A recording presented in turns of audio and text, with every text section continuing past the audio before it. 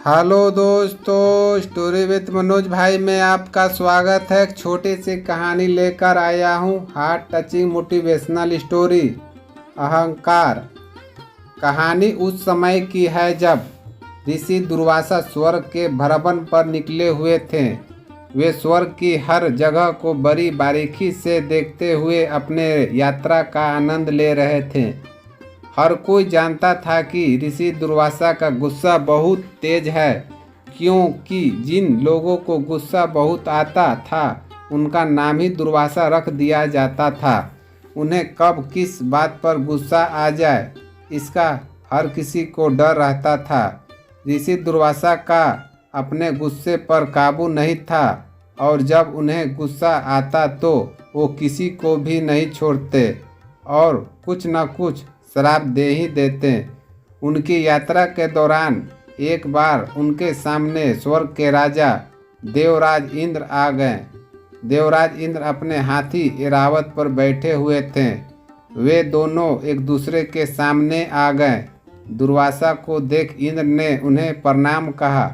उस समय ऋषि दुर्वासा के पास एक माला थी जिसे प्रभु ने उन्हें भेंट करी थी। उन्होंने सोचा कि ये माला मेरे किस काम की। देवराज इंद्र तो त्रिलोकपति हैं, उनके गले में ये माला ज़्यादा शोभा देगी। ये मैं इन्हें दे देता हूँ। ऐसा सोचकर उन्होंने वो माला इंद्र को दे दी। इंद्र ने माला ले ली तो लेकिन माला लेने के लिए वे अपने हाथी से नीचे नहीं उतरे और ऊपर से ही हाथ बढ़ाकर भेंट ले ली। ऋषि दुर्वासा को इस बात पर गुस्सा तो आया, लेकिन उन्होंने खुद को शांत कर लिए। लेकिन इंद्र तो स्वर्ग के राजा थे और इस बात का उन्हें पूरा घमंड भी था। वे मन ही मन सोचने लगे कि मेरे पास किस चीज़ की कमी है।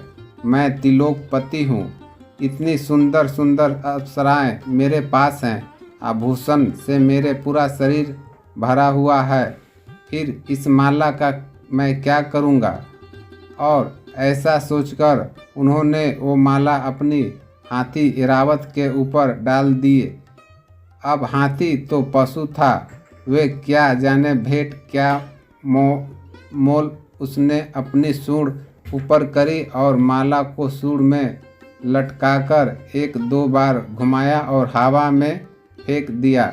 ये देखकर ऋषि दुर्वासा का गुस्सा सातवें आसमान पर पहुंच गया और गुस्से में वो इंद्र से बोले, अपने वैभव और यश के अहंकार में आकर आज तुमने एक ऋषि का भेंट का अपमान किया है।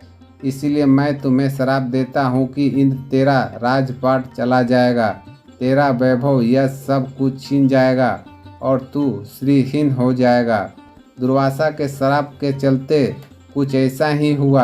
असुरों ने देवताओं पर आक्रमण कर दिया, जिनमें देवता बुरी तरह हार गए। इंद्र ने सब कुछ छीन गया।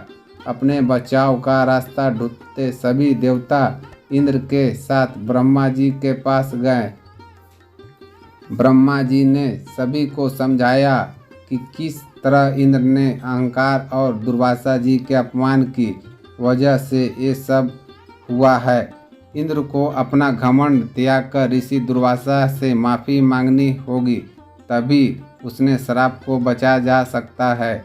ये कहानी हमें सिखाती है कि ज़िंदगी में हमें भले ही दूसरों से कितना भी ज़्यादा क्यों न मिल जाए, लेकिन कभी हमें उस पर अहंकार नहीं होना चाहिए।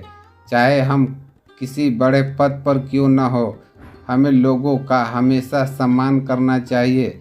अपने अहंकार में हमें किसी का भी अपमान नहीं करना चाहिए। अहंकार की वजह से ही रावण जैसे ज्ञानी का भी सर्वनाश हो गया था।